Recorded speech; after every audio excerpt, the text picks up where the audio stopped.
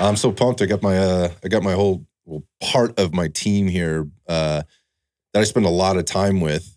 We just spent time down in Southern California at a community firearms event called California Range Weekend. Ooh. We've been talking about it a ton, and we all had our own experiences. I think collectively coming back, what I wanted to talk about, because the experience was so positive, and I think there's some constructive things we can talk about, but it really got me thinking about how the news needs to be spread about how good these events are for the community at large, particularly here in the state of California, where you hear a lot like how quiet it is out here. People just don't they don't understand how strong the community is, also how big it is. It's very large. But that said, it's still very quiet outside of maybe getting on Instagram or whatnot. Yeah. But what I really pulled away from the value of the weekend was encouraging more people to, number one, get involved and maybe run their own events in different parts of the state to give more people access, because I think that's one of the major limiting factors is the access. And two, to reach out and ask for help to do that. And so I thought today what we would sit through is talk as a team about our experience, but really how, in our opinion, because that's all it is, our opinion on how to run a really solid event and why they're so important to run, and how to maybe get started and things to think about as you're getting into it. So I got Jeff here. I have Kayla today. Kayla, welcome to the show. Thanks. Kayla's our admin assistant here at Red Dot Fitness. She's basically our right hand in all the things we do. And the dude behind the cameras and the mics, Eli. Eli, what's up? What's up? Good to be here. Glad to have you. So, Kayla, I'm going to start with you. Ladies first. Just give us sort of your overall kind of perspective, kind of what you were doing there, how you got there, what was going on, and what you took away, and any feedback that you kind of have on what you experienced. Yeah, I mean, Kurt and I were there, and Hannah came down, and we are part of the sponsor for Red Dot, because Red Dot sponsors Iron Sights. I mean, for me, it was a little bit like I wasn't sure what to expect. I'd been to a couple of like gun codes appreciation, and like 2 of them I think we had.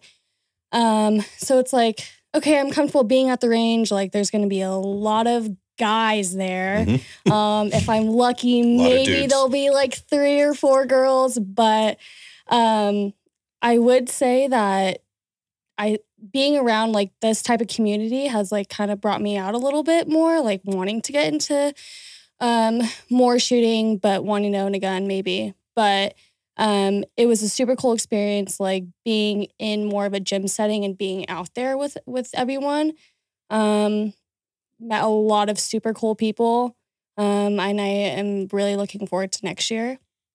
Hopefully. Yeah. There's definitely, I mean, CRW's on the calendar already for next year. It's going to be Veterans Weekend. Big Tex is raising their hand to I know. Pop so out. Dude, Big Tex down there is like, dude, he was disappointed they didn't get in this year. I mean, it's all right. But going back to the sponsors and whatever, and what you were doing down there, Kayla, was again, repping the gym, also the podcast, and usually when you go to these events, I want to compare and contrast these events a little bit, because there's a couple different experiences I think you can have as a vendor and as a participant when you go to these events. And again, I always parallel things to the fitness industry because it's something I'm so familiar with. And you and I, Kayla, were talking about this yesterday. We were kind of recapping because we were uber busy the entire time we were there. We were just kind of debriefing.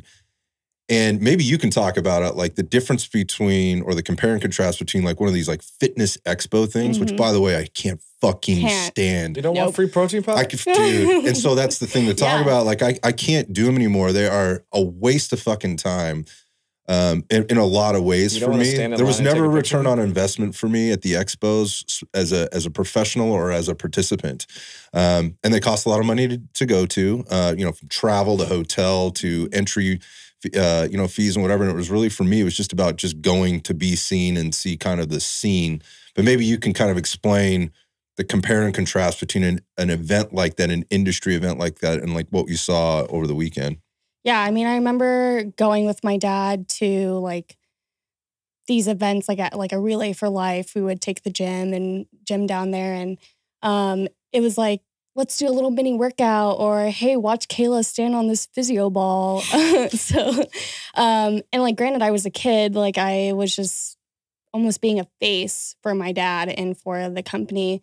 But at the end of it, like those kind of events are like, hey, like let's just kind of show you what these different gyms or these different fitness studios, Pilates, whatever, are all about. Like that's how they try to get members effectively. Mm-hmm.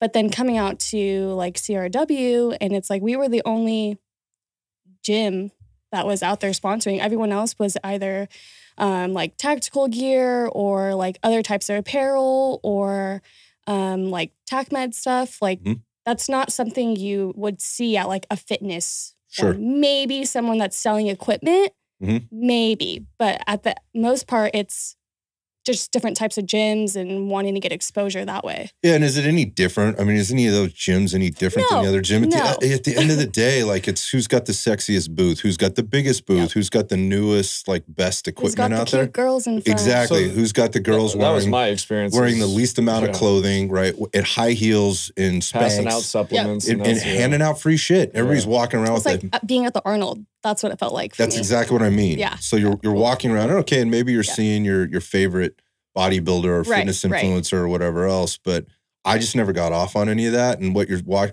believe people go, they pay the entry fee to get a bag full of free shit when they go, which is fine. That's part of it. I mean, we gave out some free shit too, but I think that's part of the event and the experience when you pay to go to one of these things. That's what you do as a sponsor to kind of give back. That's why you're there for sure. You're there to promote your business, but it's like everybody's trying to outdo one another, which I find at these events is completely different. Yeah. It really is more of a sense of community, and you can be right next door to somebody at a booth. And at the fitness events, because I've been to them, you're pretending to like them. Right. You're pretending to get on with them. And the reality of it is a lot of times you're looking at one another like competition, and which is dumb to me because there's so much of the pie out there for us all to have. Like, but in this case, like at these events that we go to, this firearms or the community firearms events, totally different. I mean, I don't know what your experience was. I mean, I know what it was for me because I couldn't wait to get around and see all my boys, see all my friends, see all the different booths, and we'll talk about that. But what was your experience in interacting with the other vendors there? I would say it was pretty good. I mean, I wasn't overly stressed about walking up to people.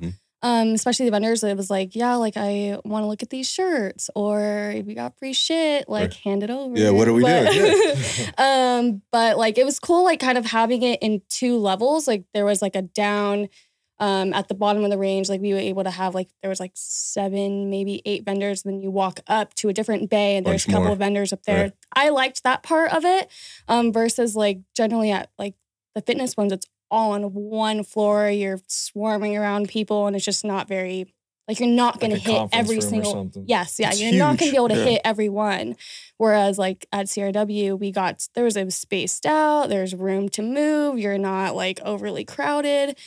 So that was easy. I wasn't waiting in line to like talk to the guy running the booth. It was like, there was enough people, I think, also at the booths that were running it that like one guy's talking to someone and another guy's talking to me. So it wasn't like I was itching to like be able to talk to someone or get stuff. Key takeaways there were the amount of space. I mean, there was another event that happened not too many months ago that we went to, and it was so many people. It was like going to kind of the county fair or That's one of these. That's a great way to put it. Yeah, and it was a little uncomfortable. Not a little bit. It was very, and I think the guys putting it on were a little overwhelmed by what the turnout was too. Sure. But you couldn't get to the booths. I mean, it was like 10 wide, 10 deep at each booth. People were lined up to demo different firearms from the different companies or whatever. Literally over 100 people in a line, kind of thing. And I don't think that makes it fun for most people. It was not that I can't handle myself in large crowds.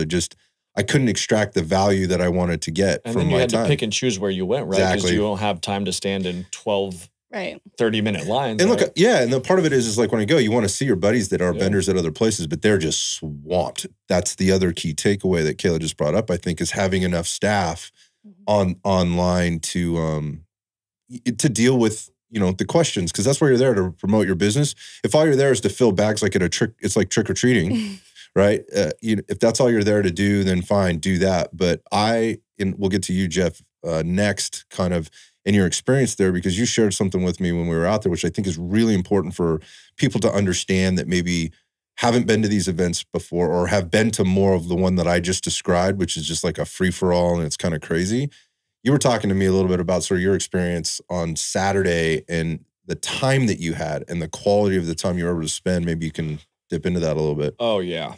Yeah. First of all, Tony's listening to a great event, especially from the one previous. This guy took very good constructive criticism, and you can tell that he deliberately made changes to make it flow better. One, for the vendors who are there to promote their product, and two, for the people that are there taking training classes and just making it work for multiple different people, right? With the whole spectator ticket and stuff like that with the challenges, right? But for me, I talk to a lot of these guys on Instagram, we're back and forth. It's a really big community online and we support each other. When you're there, I was able to go around to each booth that I talked to and hang out for 20, 30, 45 minutes. We got out there, I think at 9 in the morning. Yeah. Training started at 5 p.m. Right. So you had all day. All day I was just chilling, smoking cigars, having a good time, eating good food, seeing everybody going up, doing challenges.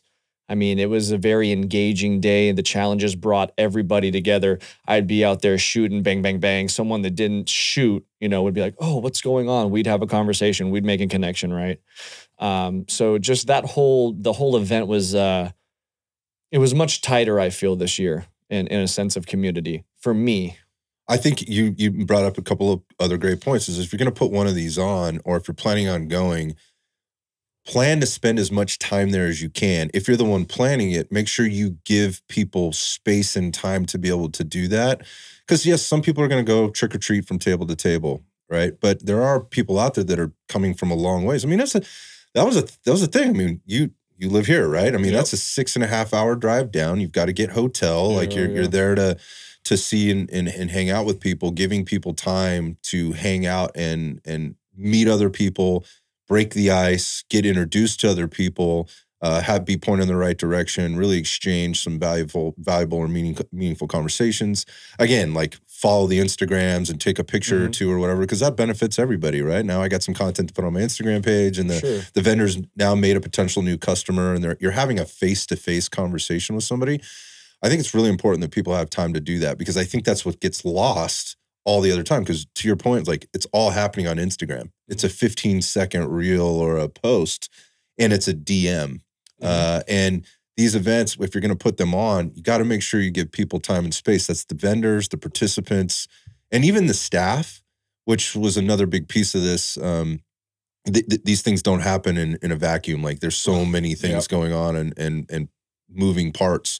Even gave them time to go around to make sure they could check in on everybody. Because I didn't see Tony last year. Yeah, man. He was running he upped his staff. He figured it out. There was always somebody in a staff shirt around to ask a question or get pointed in the right direction. God bless the ladies that were at the registration booth. Oh yeah, they were great. Yeah, Tony's wife and there was a couple others up there just, handling business, totally organized, which is another really important point. Obviously everything's a learning experience if you're doing things for the first time, but everything was on point. They were quickly answering questions, moving as fast as they could through processes, very calm, collected, friendly, not losing their shit, which is I don't know how they did that the whole weekend and put up with all this stuff. I totally would have lost my shit. You're just and I'm totally would have lost it. Yeah. So those are really good points. So another perspective would be Eli's perspective, kind of going in as the media guy. You're fresh to the community just in the last year. You never even held a gun until 4 or 5 months ago. Right. Yeah. Maybe talk about kind of your takeaways, your experience. I thought it was awesome. I've covered a lot of fitness expos, fitness events, large ones, and then now started to cover a few of these. I thought it was smaller. It was definitely felt like everybody was contributing more than just showing up to one of these large fitness conferences, as you guys kind of covered.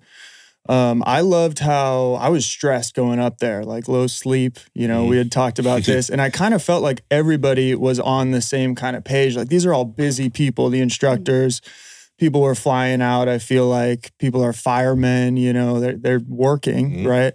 So it was kind of a busy weekend for everybody, but I loved the fact that classes and kind of the highlight stuff didn't start till later on.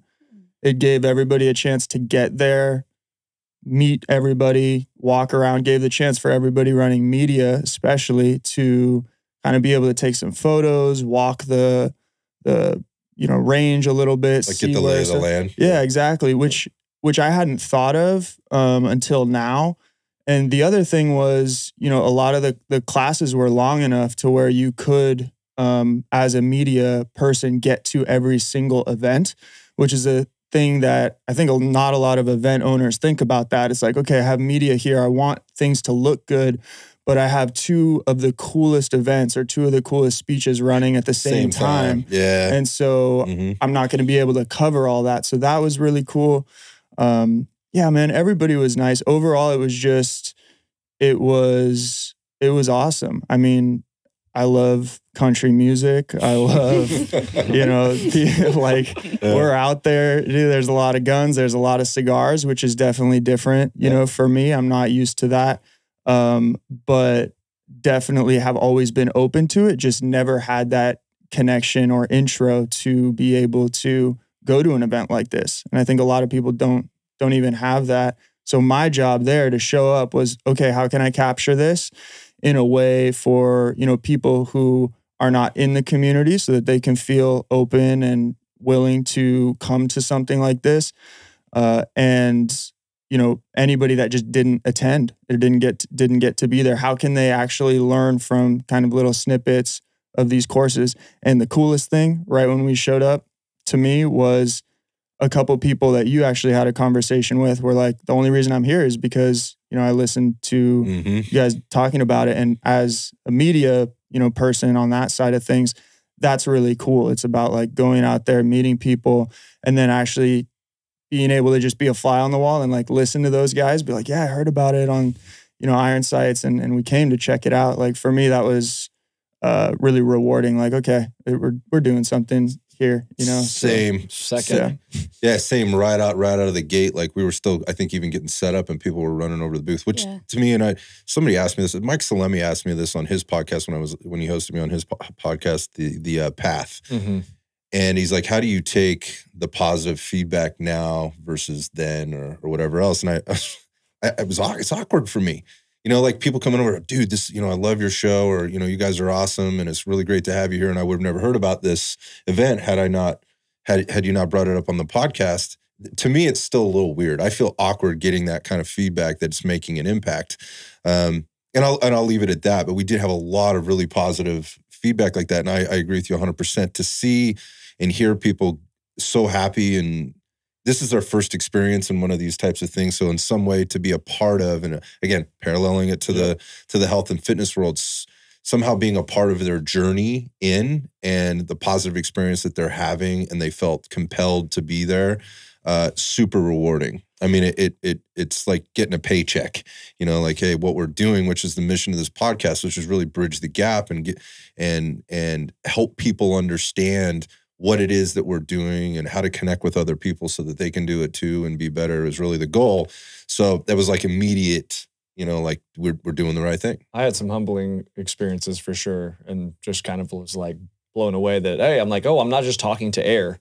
Yeah. This guy's like, no, listen to all your stuff. It's like, wow, like making an impact on someone's life that you haven't met before, and then getting that feedback and internalizing it is it's a lot to process. It's a lot to process, but it makes you feel like you're doing something positive and you're able to reach more. Like, I'm a personal trainer. I want to help people, right? I do one-on-ones, 3-on-1s, and some group classes, right? But if I'm able to talk and I'm able to 200, 300, 400, 500,000 people, right? Like, that's what I would rather do, right? I would rather be able to fix and help so many people. So it was very nice just to have some people listening on the other end, I guess I could say. Yeah, for sure. Again, just from like sort of an immediate impact perspective, seeing then being able to go, in some of these cases, let me just back up. In some of these cases, we were the first booth they were stopping at because we were who they were most familiar with. And, they were happy to connect with us and learn who we were and shake a hand and, have that face-to-face conversation. But what it then gave us time to do, going back to all the things that have already been said, is literally walk them, first off, ask them, what are you here participating in the coursework? Or are you just here for the day?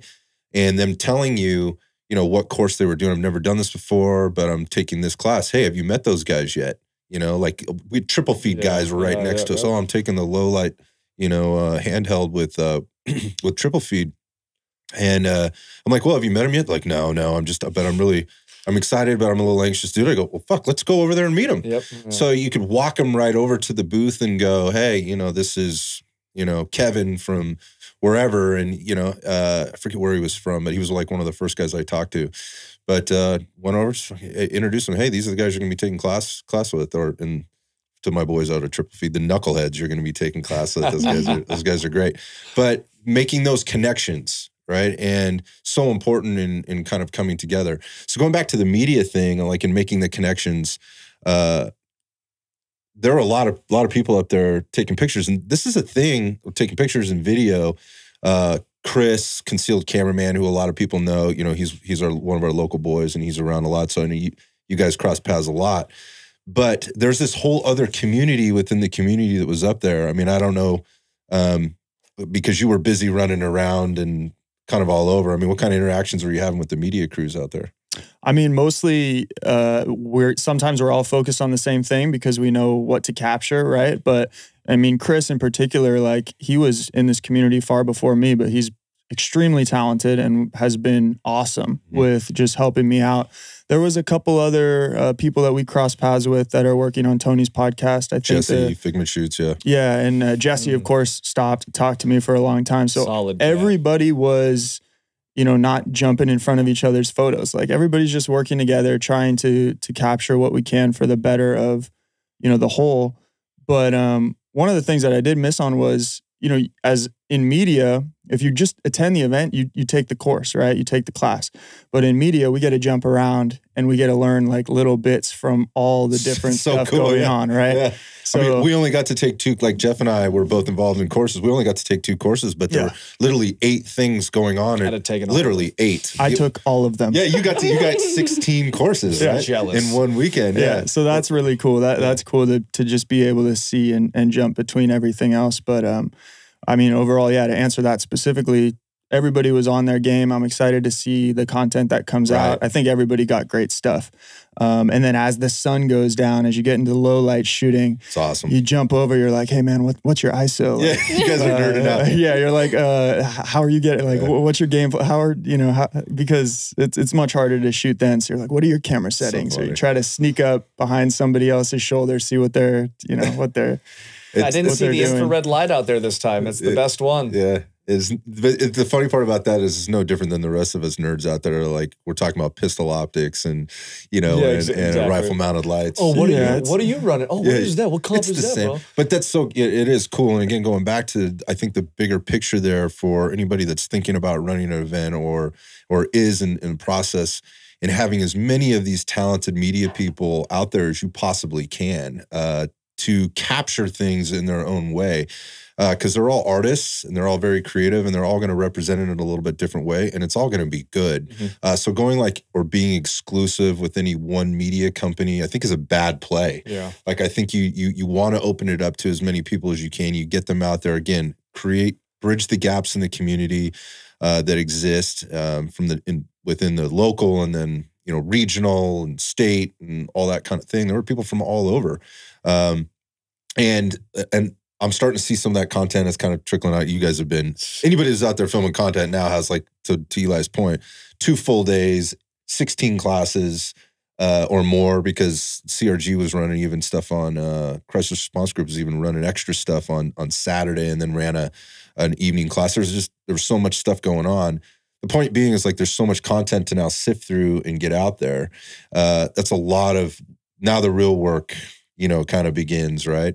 As they're getting the stuff out, but that stuff's going to trickle out for a long time. So as a vendor, as a person, as the promoter of the event, or as a participant of the event, you have so much to look forward to kind of going down the line, and it helps bring people together. And it's also driving the next event, right? Good point. Yeah, I mean, that a lot of that's how we got involved in CRW this year, was being involved at some level last year, and then reaching out and wanting to be part of it, but also talking about it with other people in the industry. So, and there's, again, going back to the pie and there being enough for everybody, like there's plenty of room to be running these kinds of events. This particular, so I guess what I'm saying is don't look at it as competition, look at it as contribution, particularly here on the West Coast, because it is rather quiet here for a lot of reasons. But at the same time, when you get together with these folks at these events, you find out how big and tight it really is. Everybody knows one another, right? And if you don't, you're going to get introduced very, very simply. I wonder what your kind of sorry, Kayla, your experience was with the dudes, right? I mean, because it is a lot of dudes. There were a lot of females on site, whether they were participating. There weren't a lot of. I didn't actually have any females participating in any of my sessions, which was different. Last year I did. They turned the one class I took one of the classes I took was a concealed class, and she was one of the best shooters there. I think she won the end of the day challenge. Oh. I've talked about her before. Sheriff's office down there in Southern California somewhere. She was a badass. But I didn't have any of my classes this time. I wonder what your interactions were like with the dudes there, because I think what I want to get into is what would stop somebody from going to these events. Like if whether you're a vendor or a potential participant, like what are the things that would be hangups for you to not want to go? Yeah, I mean, I was totally not uncomfortable at all. Like, yes, there were a lot of guys there. Maybe I would say it was like an 80-20 to female ratio. That's probably pretty fair, yeah. But yeah, everyone was super nice. Like I wasn't like that guy's weird or like that guy's been staring at me for the last hour. Like none of that. I would say I did get a lot of followers over like Saturday night into Sunday. But then I went and stalked some of them, and none of them were there at CRW. Oh, interesting. So it was probably just us posting on Red Dot or CRW reposting us, and it was like guys just like that's when it gets weird. But like nobody was like, it wasn't awkward, uncomfortable. Like it was actually really funny to see all the guys like completely suited up, and like Jeff, or like some of the other guys that I did know, and it's like, oh shit, like. In the next 3 hours, like shit's about to get real. Right. And so that was cool for me. Even the girls that were there were super nice, super welcoming. They asked like, hey, do you shoot? And it's like, no, not really. We're like, oh, well, you should. And I'm like, okay. Yeah. Maybe soon. Yeah, I think again, it's generally male-dominated industry, and that's much the same, or it had been for a long time in fitness, right? And you've been around the fitness business for a long time, so it's not surprised to me that you weren't going in expecting to feel uncomfortable. But there's also certain expectations that you might have based on previous experiences at other outings or these events or whatever, where again, it's a social gathering, maybe in a little bit of a different way. I think if I'm from the outside looking in, one of the things that might come into my head about why I wouldn't want to go is one, I am lesser. I am not good enough to be there. There's like a imposter syndrome type of thing. Like I need more practice, or I don't belong here. I see that in the gyms all the time. Like I got to work out for a while before I go join the gym. For sure. It's fucking insane to me in my head, right? But at the same time, I understand people are emotional. They're fearful. And going into a situation where there are a lot of other people, as you just said, all of a sudden people are all gearing up and they look serious, and there's this whole other side to this. Like you hadn't seen any of that yet because the range days we've been out to were just everybody's the guys walking. I already know, like you already know the dudes, but now you're looking around and people are running around in full kit. I mean, you're talking rifles, pistols, which is all like a foreign language to me, right? So they're like, oh, this and this, and like, oh yeah, night vision goggles, helmets, lights, goggles, helmets, guns, this other gun, whatever, and I'm like just going back and forth, like it's like listening to my parents talk back and forth, and you're just like like a tennis match. Yeah, exactly. Yeah, it's good people watching. That's for damn sure. Yes, but look, I think people from the outside looking in would be looking at this going, wow. This looks a little intimidating, right? This is way outside of my wheelhouse. And to Eli's point, that's the important part about having good media teams there to capture this stuff and to show not just, we're all up on the line shooting stuff, but the interactions and the socialization. It's also kind of similar to going to a gym. Like if you get a gym membership, you walk into the gym, there are all these machines. You might not use the cable machine, but you want to watch the person using it, right? Yeah. And so one of the really cool things about this event was there were spectator tickets, right? And so like for me, for example, behind the camera, you, Kayla, we got to watch everything. Do you want to participate next time? Like I'm more inspired to do that now, right? Yeah, so I'm down now. To anybody listening that, you know, try to find an event or you know, see an event where you can watch and you're not forced to actually take part in an advanced, you know, breaching class, right? Like I got to watch Scott go through that. And that was very intense. I would not have wanted to do that, you know, right away. Like that's something that I want to be able to watch first. So that was really cool about this event. But that's one thing that I would recommend is just see if you can get involved. And then to your point, a lot of that does come from the content. Like people will be able to watch that content. It's kind of like being there, you know, so you can kind of see what you're expecting, but actually being there and being able to watch is a cool thing too. I think it's so important. And another key takeaway is if you're putting on one of these events, make it accessible to those that in some way, a small fee, whatever it might be, or maybe you do a raffle to allow a certain amount of people in or something like that. Like that's your buy-in. Exactly. Maybe to the, I'm pretty sure Saturday was free though. Like spectators were free, right? No. They paid a small fee to come. Well, it's so smart. You know, but like, Jeff, you were sharing a story before where this is a big range. Like Burrow Canyon is massive. Yeah. It's massive compared to anything we see up here. I don't know if it's like that in other places. It's not one bay. It's big. Yeah, it's big. And I mean, we had basically one half of the range to ourselves, or there's like a third. Let's call it a third, and then there's some other public ranges that were still open during the day on site. And then there's all the stuff on the east side. And a lot of those canyon. people saw what was going on. They were like, "Wait, I'm just here to shoot. Like, what are you guys doing?" And ended up buying spectators. Right, and they came over. So for a small fee, it allows people to come in and kind of experience your event without maybe the hesitation of, well, I don't really want to shoot, or I don't have the equipment to do this because, and we'll talk about this, the different types of events you might see and how, you know, the entry level might be a little bit different because I do have something to say about this particular event as opposed to a couple others.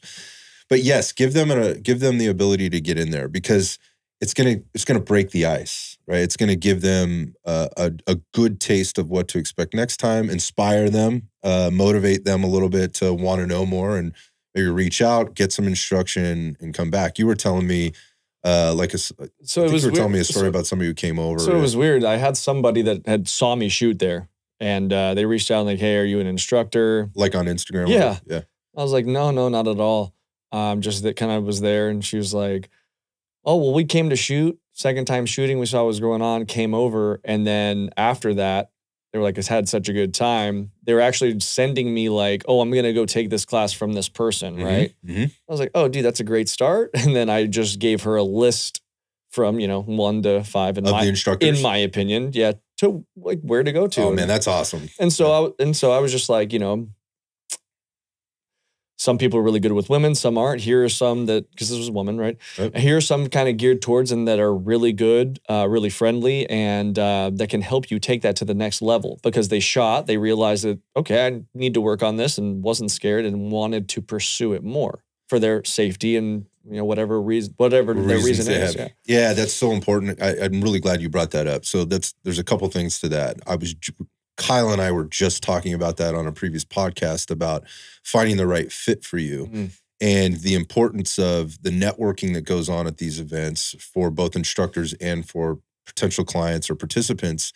And you just painted the perfect picture for that. Is I might not be able to help you in my current situation, right? Same on, again, paralleling it to the fitness side because of logistics, because of where we are. My qualifications, no, I do not instruct shooting anything on the fitness and health side. I'm your dude. I got you. Right? Yeah, but no, you need to go out to these people. And let me recommend, based on our conversation and what you've told me, kind of this qualification process of what you're looking to get done and where you are in your journey. I know of these instructors near you, and I can, we're turning you on to those, which is so valuable for those instructors. I mean, that's the absolute 1000% the best kind of referral you can ever, or advertising you can get, is somebody else referring your business.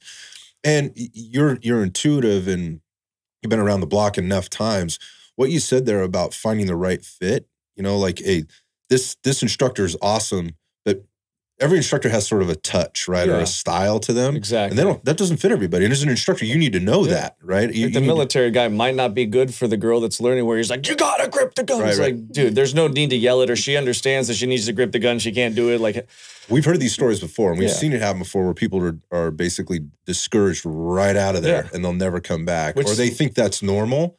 And that's not fucking normal. It's not. Like, it is a thing, and it is normal maybe in this particular like market segment of instructors. And if you're into that, go see those people, right? It's the same in the gym business, right? If you like this environment, or, you know, you like the disco ball and the loud music and the quote unquote instructor with the mic and headset on, there's plenty of places to go for that. But if you're looking for something different, there's something different out there. So you paint a really good picture for people of going to these events gives you exposure to all these different types of things. And to Eli's point, he got better bird's eye view of that than anybody.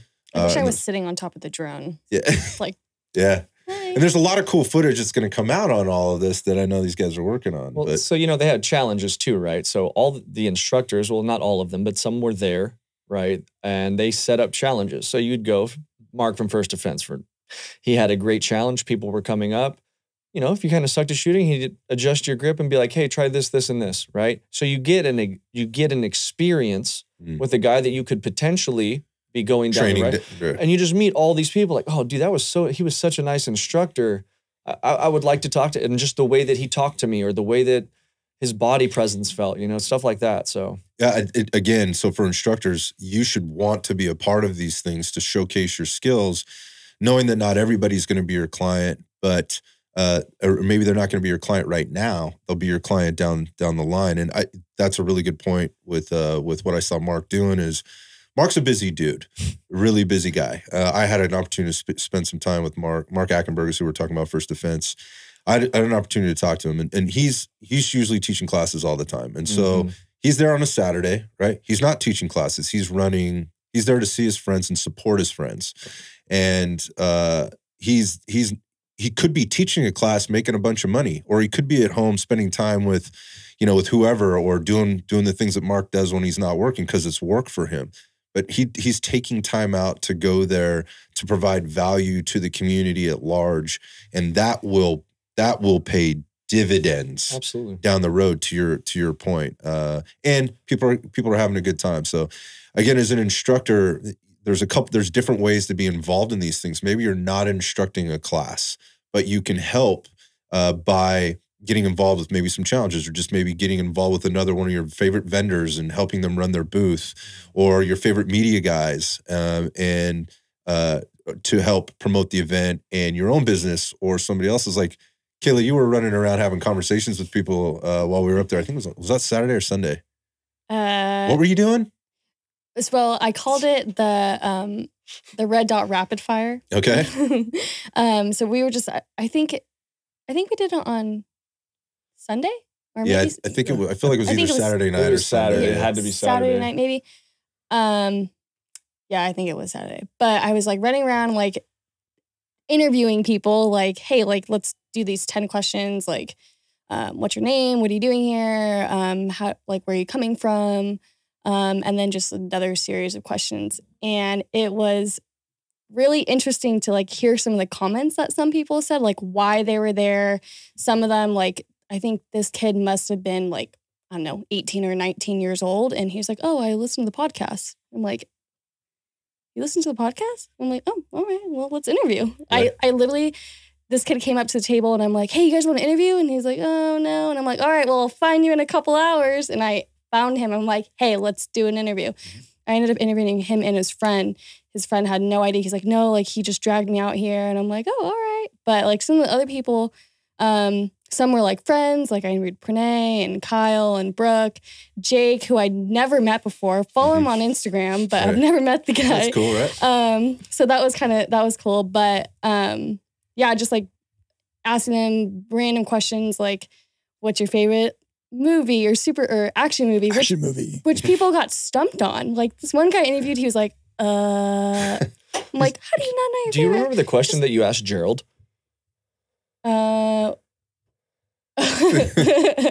Wait, which one?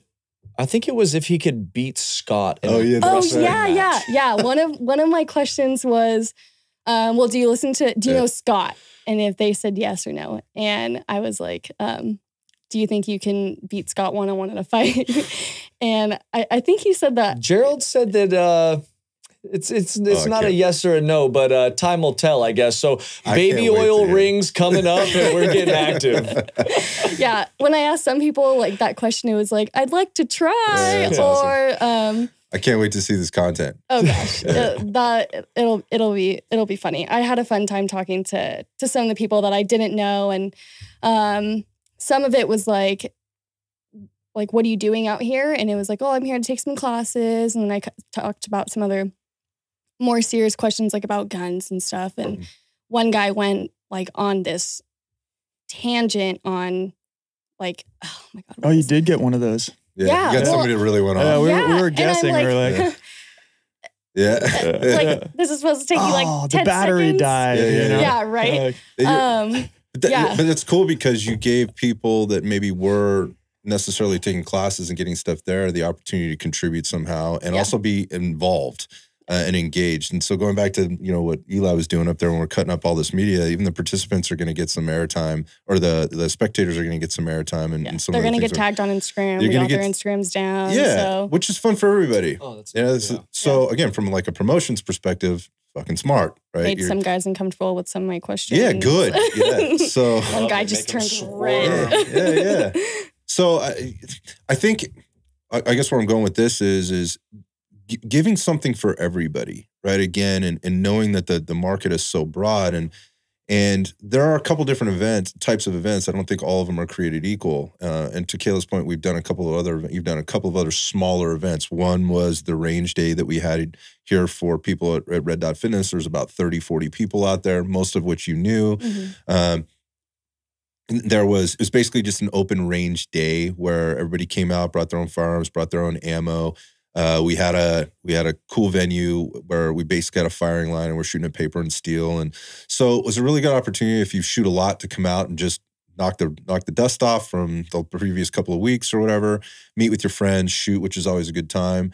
And then there were a lot of people that were able to come that had never shot before or had very limited experience, that maybe brought their own firearm, and never had an experience like this. They had gone to public ranges before where they're very limited on what they can and can't do on the range. For example, how many rounds can you fire in how many seconds? What's the cadence that you can use? You can be limited, one every 3 seconds, one every 5 seconds I've seen in some cases. You're limited to the yardage or the distances you can shoot at.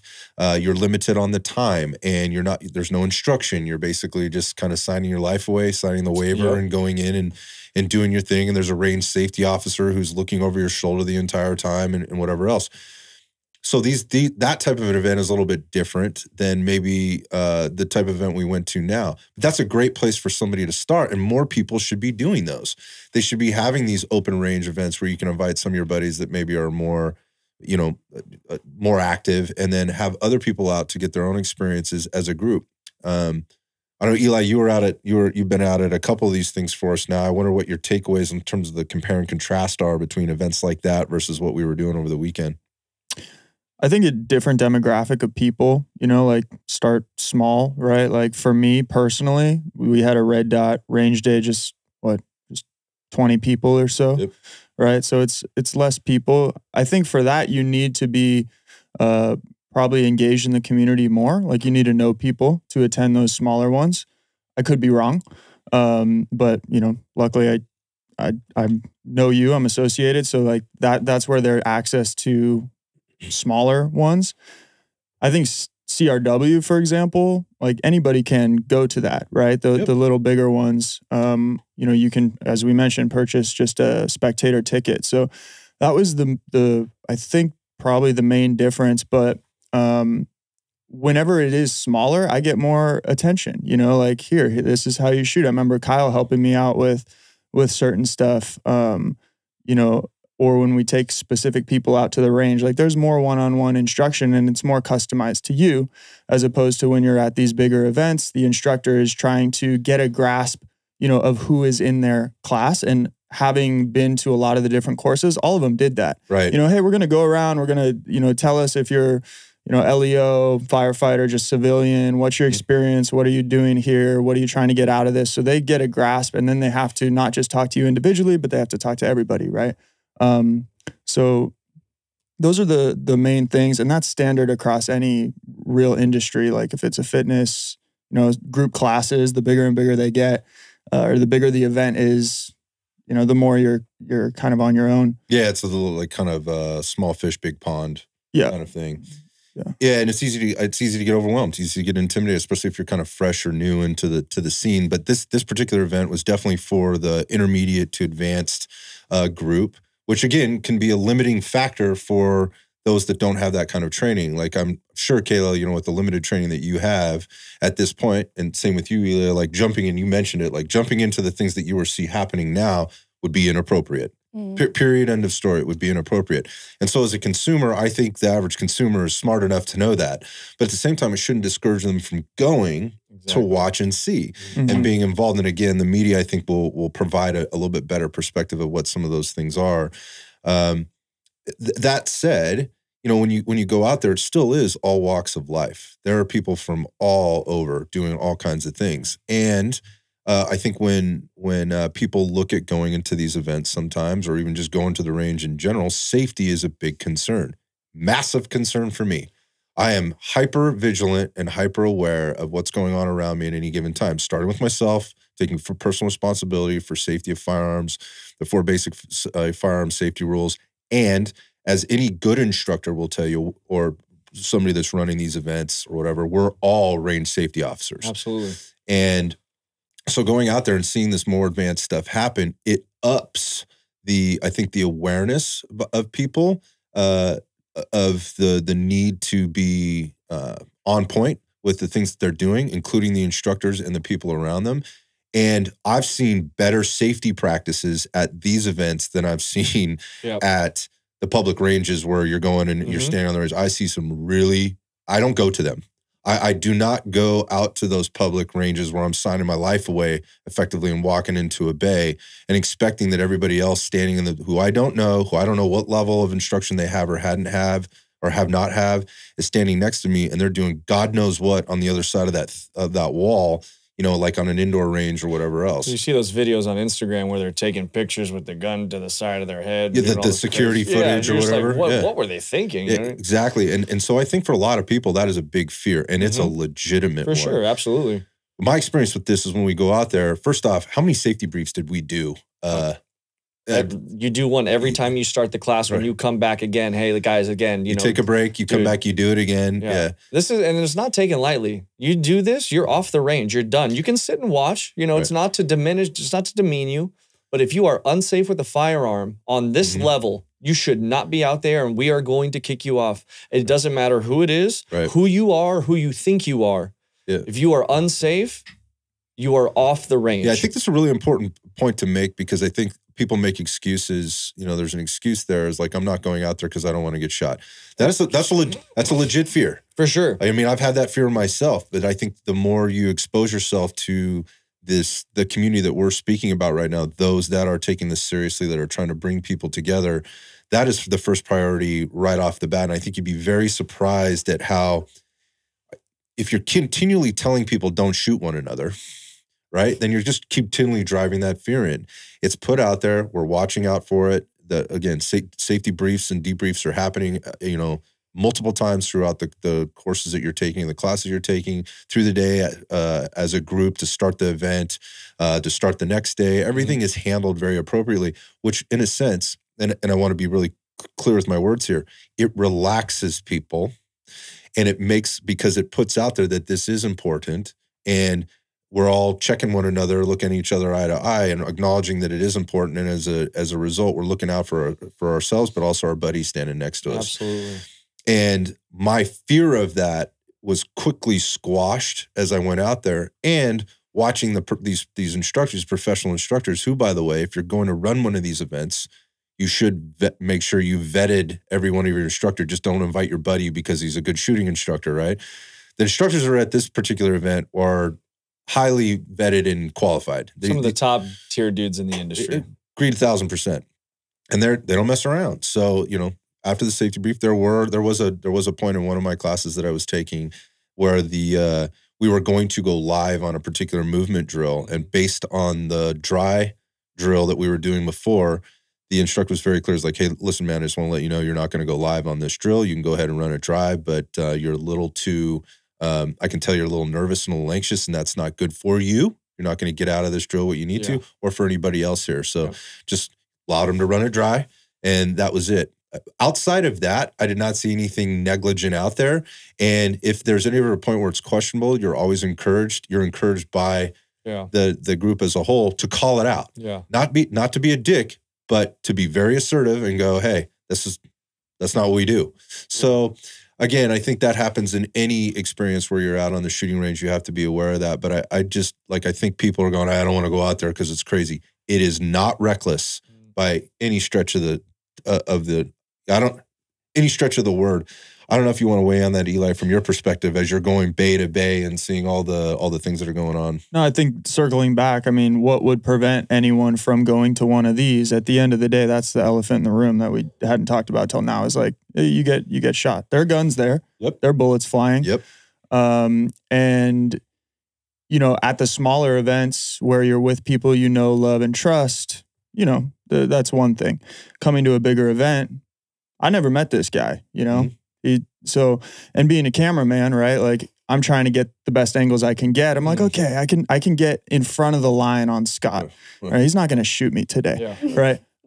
Some of the other guys that you're filming, you don't know. I don't know them, right? And then the lights go down, it gets dark, you know, but no problem. Never felt like there would be a problem. And everybody there is very aware and cautious. And if you look up the numbers, because I'm a first timer coming into this, I don't know the exact stats right now, but there are less, you know, gun incidents on a range than outside of a range. Yeah, for sure. Right? So crazy. Isn't that wild, right? So as you spend more and more time, like as a civilian coming in, as a media guy coming into this, you really get to understand the point that, you know, it's the person behind the gun. It's not the gun that is causing the, you know, these incidents and these fatalities and all this stress that surrounds the industry. And when you show up, everybody's good. You know, I got my media. I went home.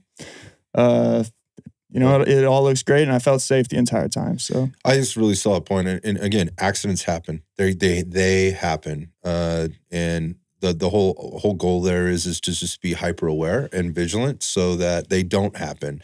And I've not been in a situation yet at one of these events where I felt, you know, unsafe. There were things that had happened. Was like, hey, bud, you know, just be careful. You didn't flag us, or, you know, whatever. And instructors are doing the same thing. Or, you know, being prepped, hey guys, you know, by an instructor in this particular drill, if something's going to go bad, this is what it would look like. So they're making you aware of that. So, you know, just to kind of put the safety thing, look, you always have to be aware. There is a possibility of that at any time. But to Eli's point, it's more likely going to happen off the range than it is on the range. Just like driving a car. I think they say like 80% of most traffic fatalities happen within like 2 miles of the home.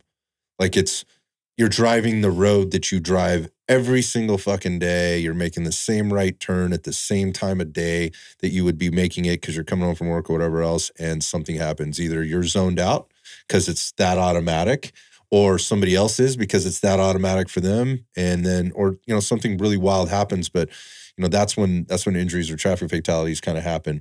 If you're concerned about that, that's good. You should be concerned, but just understand that I think there are high levels of precautions that are taken in order to keep people safe up there.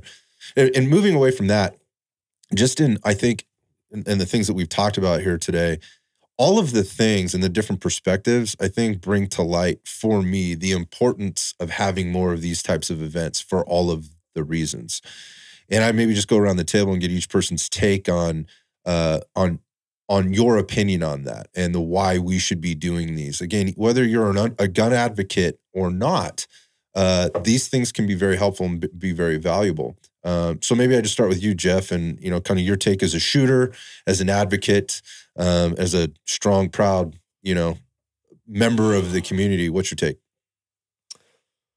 So my take on the whole thing, and you're just talking about in general. Yeah. The CRW. Just like the these events and bringing people together. Yeah. You know, so for me, man, it was a lot of shaking hands of people that I had met and new people that I met that literally welcomed me like a brother. I loved the camaraderie of hanging out and then being on the range later with those same people. Like, dude, nice, good shooting. Like, you know, cheering people on when we're doing bounding drills and just all of these things that take place while you're doing this. And of course, I'm a huge 2A gun advocate.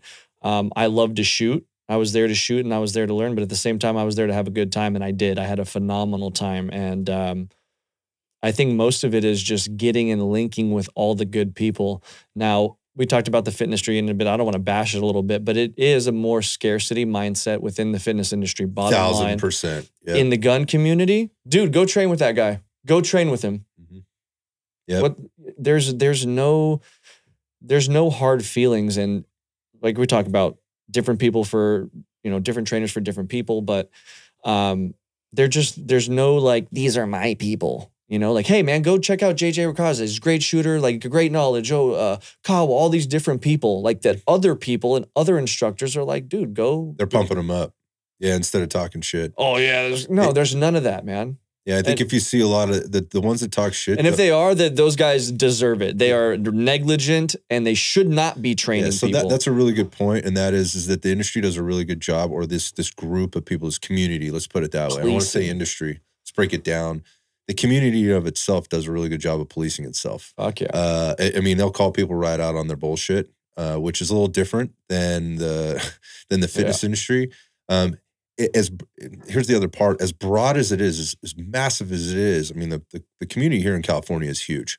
And again, we've talked about this many, many times on the show, that it kind of lies undercover. But when you show up to events like this, you recognize how massive it is. From an economic perspective, from a community perspective, from an innovation perspective. There are so many people doing so many cool things, and there's so many different walks of life. You know, going back to your point, if you're being a dirtbag, you're going to get exposed really fast, and you're probably not gonna last a long time. So if you're apprehensive about going as a vendor or going as a participant or even throwing on one of these events, I think you're going to be surprised. So I wonder, like, kind of what your take is on this. I mean, really, I think that, I mean, especially like females, I think there should be more. I think more people should be made aware of them. Like, I want to go to, like, if, for example, if Kyle's going to have another ladies range day, like, I want to go, and that's been on a tactical. But like, even today, I had a client like, hey, like, how's the range day? Like, I really want to go to the next one. And I'm like, dude, come. Like, I'll send you the information next time, if like next time one happens. She's like, well, I don't have a gun. I'm like, that's okay. Like, just come watch. Or I think really at the end of the day, it's experience for others. And like what someone's going to get something good out of it, no matter what. I mean, I didn't shoot over the weekend, but like, I definitely want to next time. But I think really just like having the word out there more will definitely help those that are scared of guns, scared of shooting, or just in general are scared of just the environment. So I think the sooner we can have another one, the better. Especially now, I feel like over the weekend and just in the gym, like, I had people hitting me up all weekend, like, what is this for? What are you doing? And I'm like, oh, I'm here sponsoring an event. But like, oh, are you shooting? No. Like, that was a lot of the question. Like, I just kept getting asked, are you shooting? And I'm like, no, I'm not. But I just think there needs to be more, period. Yeah, I couldn't agree with you more. God, you mentioned from the female perspective. It's male dominated, and that could be keeping or intimidating. Again, going back to the gym business, all the equipment, all the classes, who's in shape, who isn't in shape, all that stuff could be limiting people, be a limiting factor for people wanting to get involved, particularly from a female perspective. I could not agree with you more. I think instructors could do a better job of starting to create or encourage that community. But one of the things you said is like kind of riding this momentum and combining what I heard Jeff say, which was rather than the scarcity mindset, have the abundance mindset. Yeah. And you have this little bit of momentum going. And as an instructor, you should be trying to align yourself in some way with other instructors. I mean, we just got done telling you our experience, and I don't think we're wrong. I mean, obviously I'm biased, but I don't think we're wrong.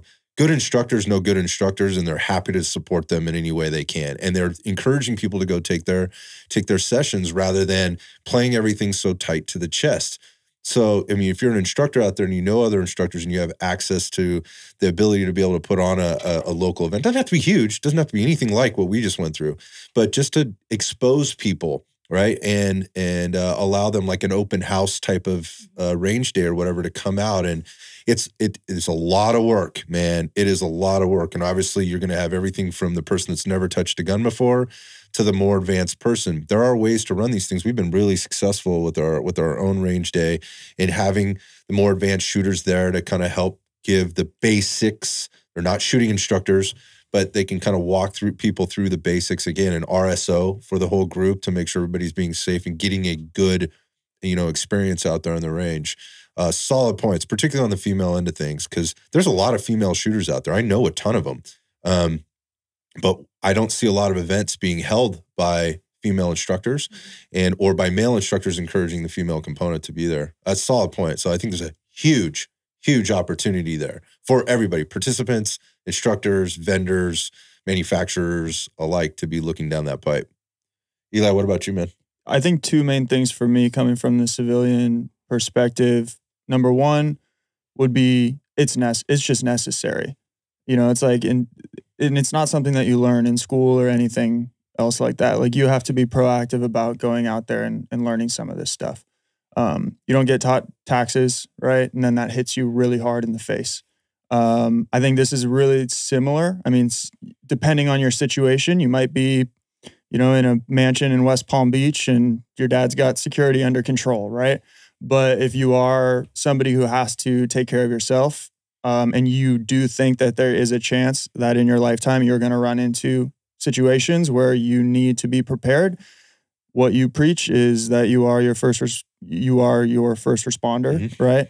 And watching some of the classes, I know we don't want to get into too many specifics, but like being able to apply a tourniquet and return fire, cover, breaching, opening doors, like all that stuff to me is like,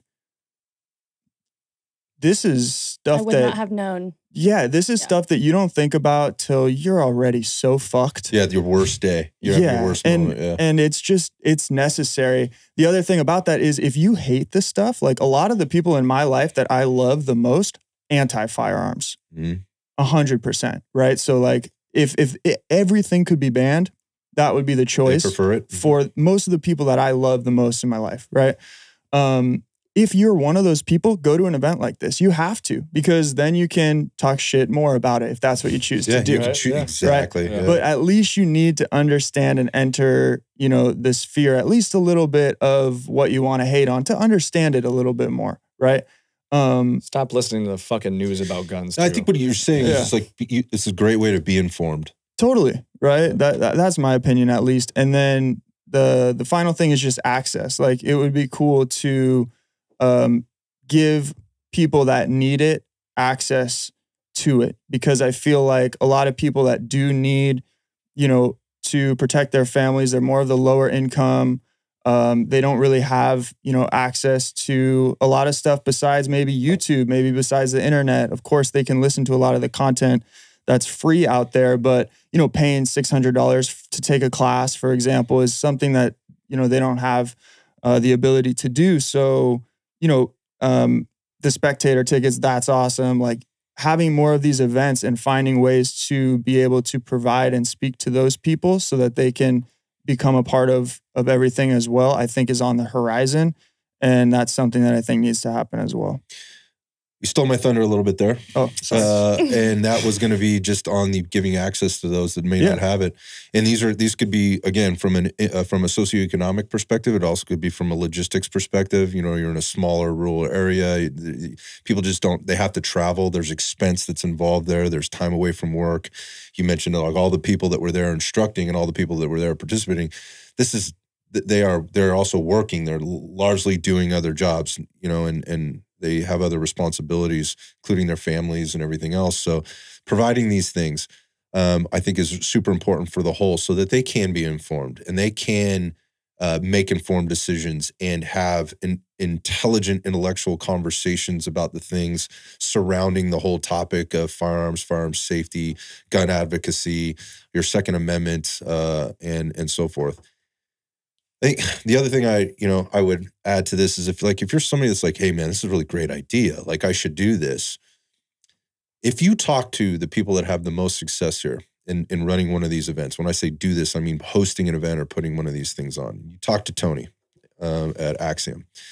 The first thing he's going to tell you, and he's said it 100 times, he said it on this podcast, is that my goal is to give everyone the absolute best experience they could possibly have. If I make a little bit of money, if I make no money doing it, it'll still be successful for me. I mean, these things cost money to run. They cost money to do. They don't happen without vendors. They don't happen without participants, and they don't happen without volunteer help. So that's a big point to make. It just flat out won't happen, and neither does gun advocacy. All of those things still come into play with being a gun advocate and, lobbying and defending our rights. These guys out there that are in the federal courts that are fighting these battles and trying to get this information across at the court level, but then also pass it down to the public level so that we understand what the policies are and what's actually happening. This costs money to do. So there's part of that goes in there. But if you ask those people, the first thing they're going to tell you is I just felt a need to serve. And I just felt a need to give back and create or contribute at a larger level. And sometimes you can make a little bit of profit out of there. But if that's the first priority in your head, get the fuck out of here. I was just going to say that. Just don't do it for that reason, because number one, you're going to fail. And it'll show. Because that will have been your intention, and it's going to pop. That's what's going to bleed out of the whole thing, right? So walk before you run. Think about what you're doing and why you're doing it, and start within your own community so that you can start to grow that and invite other people in from other communities. Again, there were a ton of us guys that went down from Northern California, came down to Southern California, and that needs to happen more, particularly in this state, but I think it needs to happen across the country for the reasons that you've all said. And so if you're out there and you're an instructor, other instructors, or you want to be part of the process, I would reach out to your community and see about putting something like this together, and reach out to those that are being successful with it. Because at the end of the day, like I'm telling you, they will call you. They will, you DM them or you write them an email where they're like, hey, you got 30 minutes, let's talk on the phone. They'll want to be a part of this process because, again, the ultimate mission was to serve in the first place. Yep.